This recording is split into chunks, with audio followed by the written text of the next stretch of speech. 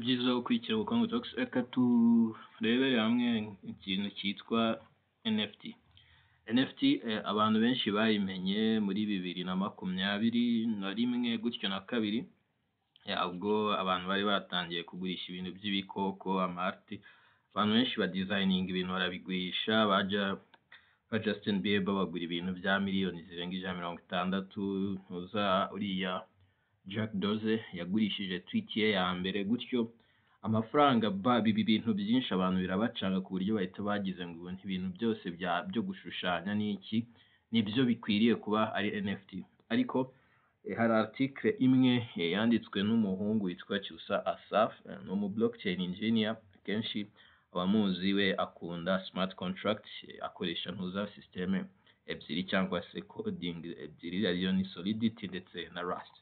Yakoze article ni kuri 30 z'ukwezi kwa gatanu 2025, aho yari arimo aravuga ati baze uri giye gusoma article ntago ari ibitekerezo bya nta n'ikintu na kimwe ndi bwongereho kugeza tuyisoje. Ushobora kugira icyo ukuramo nawe mu byo uzakora ukagira byinshi umenya. Muri mu cyongereza turagerageza kuyishyira mu kinyarwanda.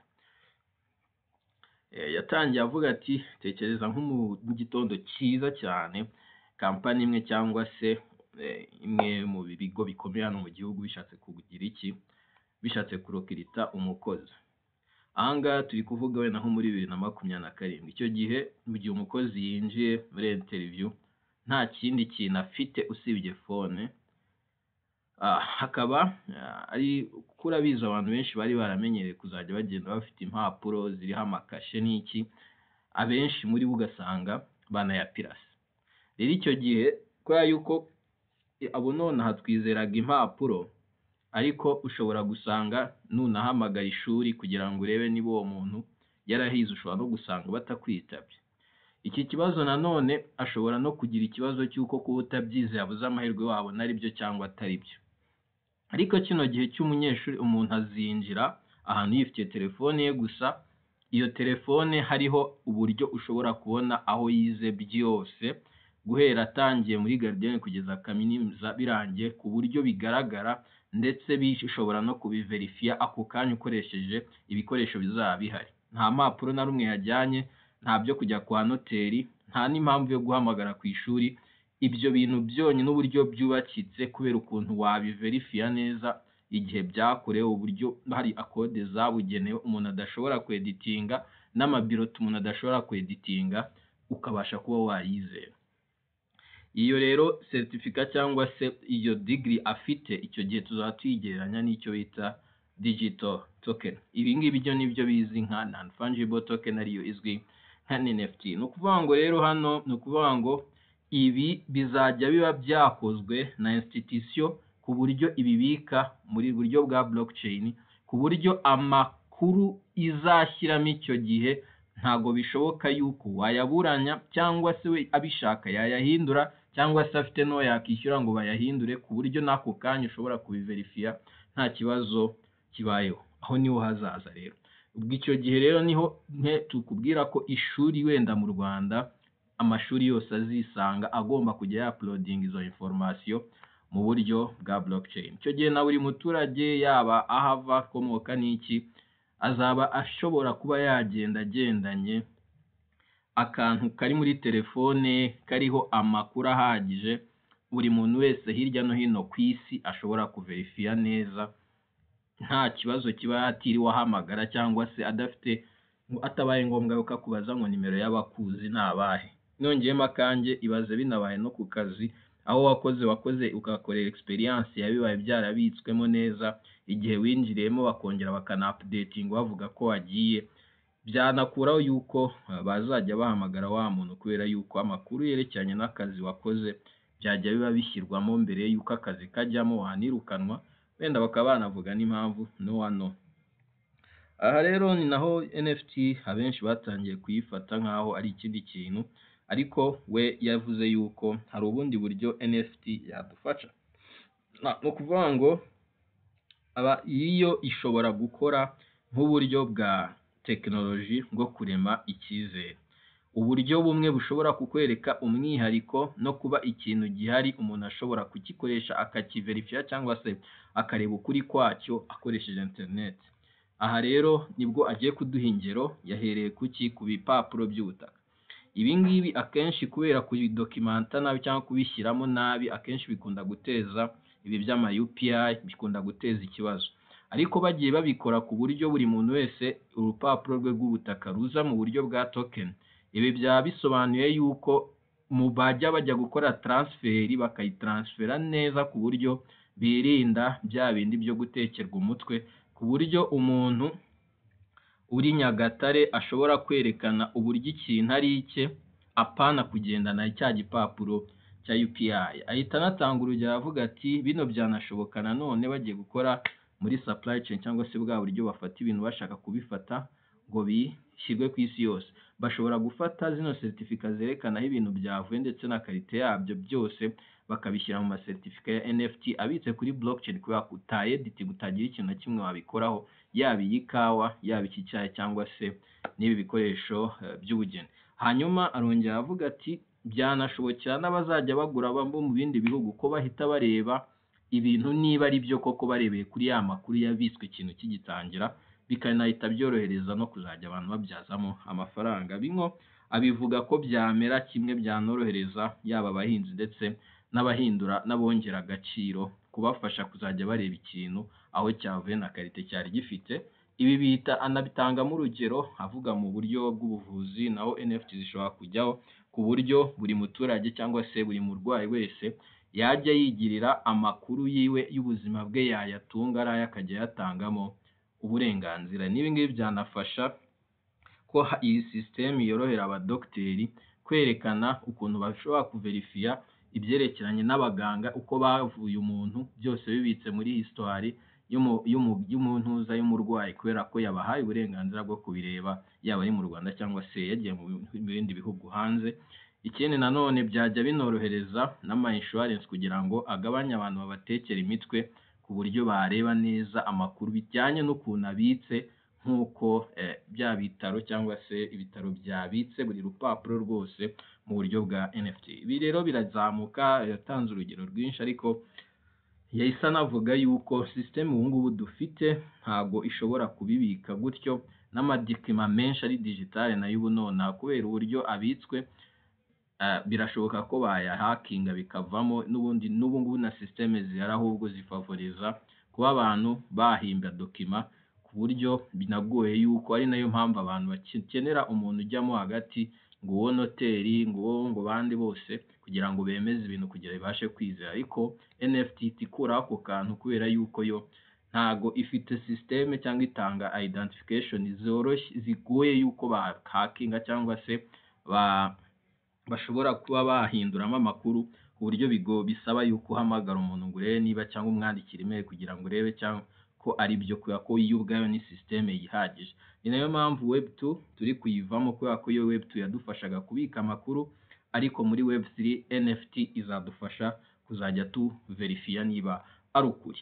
Ubwo rero ibi byose twabivuze, ushobora kwibaza ati se iyi NFT ni igiki? We yavuze yuko ni certificate iri digitale yawe wenyine yemeza yuko ikintu utunze ari icyawe. Ishobora kuba ari certificate, ari ifoto, indangamuntu cyangwa se UPI yawe, byose bibitse mu buryo bwa blockchain. Bitandukanye n'impapuro zisanzwe zishobora kuba zakopiwa cyangwa se umuntu akazeditinga akoresheje za Photoshop. NFT ntago wayihindura, ntushobora kuyifakinga, nta nubwo kandi umuntu wese afite uburyo ashobora kuyiverifiya aho yavuye, nyirayo ndetse n'icyo kintu afite aho cyavuye. Ushobora kuvuga uti ni nko gufata, witekereze nk'aho ari uburyo buri digitale bwerekana ahantu wavukiye. Nta muntu uhindura ahantu yavukiye cyangwa se gahindure diplome buri gihe aba ari imwe inapfuye cyangwa ibuze. Noneho ariko icyo kintu cyo kikaba kitabura, kitakeditingwa cyangwa se ngo cyangizwe. Rero yakomeze atubwira ikintu cyitwa fungible na non-fungible aho bitandukanye. Yaravuze ibintu biba fungible cyangwa ibintu biba fungible iyo bisobanuye iki, byahinduranywa. Ni ukuvuga ngo inote y'igihumbi yavuze ko iri fungible kubera iki? ushobora kuyihinduza cyangwa se ushobora kuyihinduranya n'indi noti y'igihumbi, icyo gihe bikaba ari bya bindi ari cya gihumbi, ni nko kuvunja.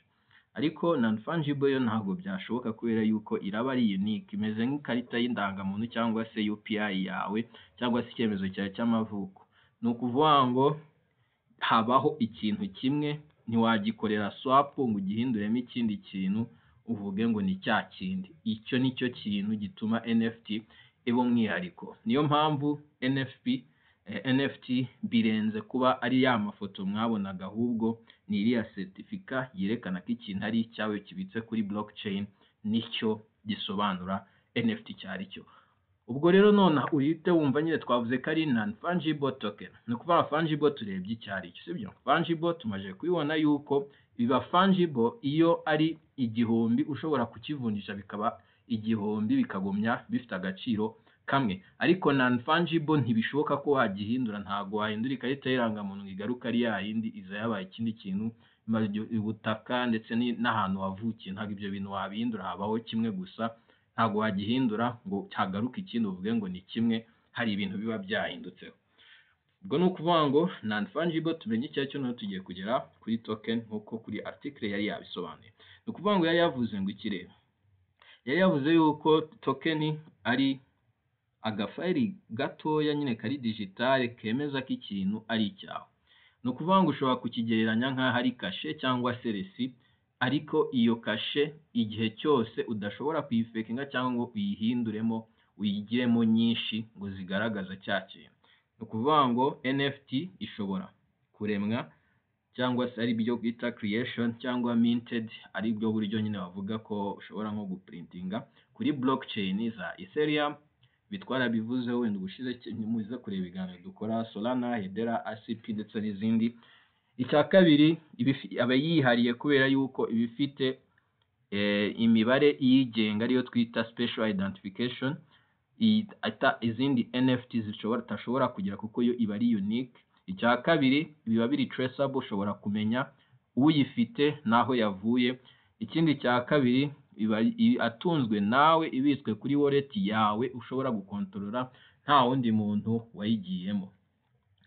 Yahise atanga urugero rw'icyo twita academic certificate, ishobora kuba NFT ku buryo aho kugira ngo ubike urupapuro rushobora kubura cyangwa se umuntu ashobora kweditinga, ishuri rikaguha NFT. Ibyo bisobanuye ko yabibitse mu buryo bwa blockchain, iri public, abantu bose bashobora kugenda bakaverifira bakabibona, bikaba biri secure cyangwa se bifite umutekano, kandi bikaba bizaguma igihe cyose iyo code inimero yayo ihari.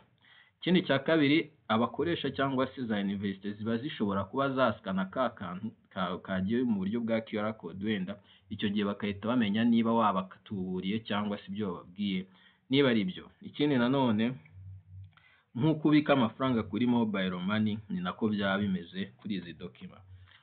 Noneho ushobora kuvuga uti ni iki kiba kibitse muri iyi NFT? Ikintu hano yarabisobanura, aravuga ati haba hariho serial number nka zirambona kuri telefone zituma iyo phone ari iyo ngiyo, ntago phone ebyiri zijya zihuza serial number. Ibyo rero nibyo bita umwirondoro wayo wihariye, ndetse hakaza no kuba iba ihujwe n'ikindi kintu kigaragara mu buzima busanzwe.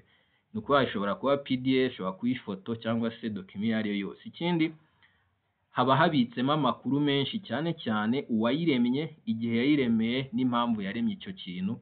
Ikindi cya kane ari nacyo cya nyuma kuri ibi, gisobanuye yuko uyifite nonaha n'uwigeze kuyigira mbere byose urabibona iyo ari nk'ikintu waguze. Ni ukuvuga ngo ni certificate buri muntu wese yaverifia ukuri kwayo bitabaye ngombwa yuko yitubura. Ikindi kintu noneho twavuga ni blockchain.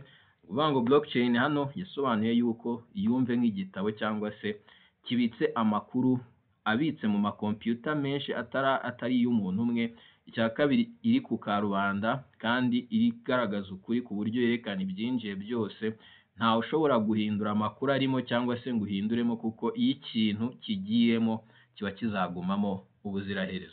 Niyo mpamvu NFT nazo zishyira cyangwa se zibika muri icyo gitabo abantu bose bashobora kwizera, cyangwa se abantu bose bizera. Ntiwabisiba kubera yuko iyo ubisibye buri muntu wese ahita ni ukuvuga ngo ntiwabisiba kandi bisobanuye ko buri muntu wese yabona ukuri kwabyo. Hano ushobora kwibaza ati ninde ushobora gutunga izi NFT? Ni ukuvuga ngo ntabwo buri gihe bizajya bisobanura ko ari umudeveloper, kuko buri gihe buri muntu wese ushobora kugira wallet cyangwa ko ufite mobile money app cyangwa se wakiriye iyo NFT yawe. Ikindi nanone n'umuntu ushobora kwerekana ikintu ko ari proof ya ownership cyangwa se ari ikintu yabonye. So niyo mpamvu nazo wallet nazo ni ibintu byoroshye nk'uko usanzwe umenyereye WhatsApp cyangwa se uko technology zigenda ziyongera na NFT abantu bakayimenyera, bizaba bimeze nk'ari email cyangwa bank account uko twakiriye yuko ari ibintu tugomba kugira mu buzima bwa buri munsi. Rero icyo twababwira nk'uko twatangiye tubivuga, NFT ntago ari amafoto, ntago NFT ari cryptocurrency, nta nubwo ukeneye kugira ngo ube uri umuhanga mu bya technology kugira ngo ubone zino nyungu zayo. Kandi ikindi ntabwo igomba kuba ari ikintu gihenze cyangwa se ari ikintu gishobora gutakaza agaciro ngo kibaye giteje ngo cyabaye kinini. Ntabwo ari ngombwa yuko imera gute. Icyo NFT ifitemo umumaro nicyo ikemura nk'ikibazo aricyo cyo kwirinda kuba ubufraude no kwerekana nyiri ikintu ya makuru yose twavuze mbere kurusha uko ibuze igaragara, niba bibitse mu ifoto, niba bibitse mu document. Ntabwo ibyo ari byo birimo imbaraga nyinshi za NFT, ntabwo ziraho. No kuvuga ngo rero icyo yaravuze ati nonaha hano niba amategeko yacu yirinda ibintu bya speculation akaba yemera innovation, turahamya yuko amategeko nubwo mu Rwanda draft ihari iri kureba ama virtual assets ariko ntabwo iratangira kuregulating NFT. Birumvikana biracyari ikintu gishya, gusa uko amasysteme yo mu buzima busanzwe azagenda yubakwa agendeye kuri NFT bizagenda nabyo bisobanuka. Ikindi aho kugira ngo abantu bamagane cyangwa se birengagize NFT kubera yuko imenyekana yaje mu buryo buri speculative, ishobora kumwe ayigura 100 igatakaza agaciro ikaba yaba na miliyoni, ahubwo twareba uburyo bwiza twayihuza n'amategeko ahari. Icyo gihe yahise atanga urugero aravuga ati muri NFT harimo amoko menshi. Yatanze urugero rw'iyitwa utility NFT. Iyi ngiyi niyo yavugaga yagira umumaro cyane urebye mu marangamuntu, zino digital ID ndetse n'icyo bita health records, hakaza zino za UPI n'amadiplome. Yaravuze ati zareba ubwo buryo babihuza ndetse bakabihuza n'uburyo muri ya mategeko ya privacy and data law, ku buryo atari ngombwa yuko bisabwa yuko bijya mu buryo bwa capital markets, ahubwo mini ICT yaba RISA, NCCA cyangwa se iyi REB ndetse n'ibindi bigo bishobora kubyitaho na NIDA, ku buryo bareba uburyo aribo babiregulatinga. Ikindi cyaba ari izo bita financial NFTs. Izi ngizi zo ni amatokenization ashobora kuba ari inyuma y'izi NFT. Ibi byo ntacyo bitwaye, bashobora gukora framework cyangwa se uburyo bwo kuzikontrola bakoresheje CMA. Ikindi nanone yavuze kuri izi zitwa art and collectibles ari z'abantu benshi bamenyeranye. Ibi byasaba yuko bazareba neza amategeko yazo, bagashyiraho amategeko agenga uburyo zicuruzwa, amategeko mu buryo bw'imitungo karemano ko zino NFT kiba ari icyaho umuntu wese ugiye kugikoresha bisaba ko yishyura ama royalty cyangwa se akagusaba uburenganzira. Bityo ikintu we yashoza yavuze ati NFT ifite umumaro mwinshi cyane mu buryo bwo kwizera neza politike z'igihugu, kubera ko u Rwanda muri digital governance ntabwo ari ibintu bishya, ndetse n'ibintu bya mobile innovation ntabwo ari ibintu bishya. Niyo mpamvu NFT nayo ishobora nayo kuba dufasha kubaka ubundi buryo bwa infrastructure zizewe n'abaturage. Ibi rero niho yavuze ati nonaha turi kuvuga ikibazo, ntago turi kuvuga ikibazo cyakemurwa na NFT, ahubwo turi kuvuga yuko ububiko bwacu bushoboka ko bwaba ibintu byihariye umuntu ashobora kugendana batakeditinga kandi byamara igihe, bishobora kuba byatanga amahirwe atarigeze abaho cyangwa se technology zihari zitigeze zitanga. Bisobanuye yuko icyo gihe baregulatinze NFT nk'igikoresho cy'ingenzi, apana kubirebera muri ziriya trend zabanje, u Rwanda rwakungukiramo yuko rushobora gufasha n'abaturage gusobanukirwa uburyo bwo kuverifiya ibintu yaba guhera ku mpapuro za UPI cyangwa se ku burezi bw'abana babo, ntibazajya banabaha na birote bacurishije. Ikindi kintu nanone hano bishobora no gufasha n'abashoramari nabo kuza gushora inaha, kubera yuko babona ko hari gahunda ihamye iri esiko ishobora gutuma ibintu byabo bijya ahantu hizeye. Ikindi cya gatatu, bishobora no kudufasha kuba twayobora ibindi bihugu muri Web3 innovation. Icyo yasoje avuga, yaravuze ati reka duhindure uburyo NFT mu Rwanda tuyitekereza, kubera yuko ntago ari digital arts cyangwa se, ahubwo icyo yavuga ni ukuri mu buryo bwo kuba mu buzima bwa digital. Niho yavuze ati reka twubake ahazaza, we ahantu ho ubutaka, uburezi bwawe, ubuzima bwawe ndetse n'imyirondoro yawe ishobora kuba ikintu wa verifiya kitazigera gihinduka, apana kuba ari ibintu bigendeye ku mpapuro cyangwa platform cyangwa se code. Sinzi icyo wumva n'ahazaza, ariko bisaba yuko wumva ko NFT yo irenze biriya ubona nk'ifoto umuhoteli ni gutyo yasoje. Sinzi nawe uko ubyumva, wenda iko niko cyari urugendo rwareshyaga, ariko muri kumva yuko NFT birenze ibyo umuntu yavuga. Impamvu nayisomye yose gutya ni uko birenze imitekerereze yanjye, yarabyitone n'ihandi ubona umuntu yakoze akazi kose ukabona atari ngombwa yuko hari byinshi byawe wakongeraho. Nawe ufite igitekerezo cyawe muri iyi si ya digital, natwe twabigeza ku bandi badukurikira, wenda nawe tukareba yuko twagenda tuzamurana, ntawamenye ejo hari byinshi bizahinduka. Ciao, shalom.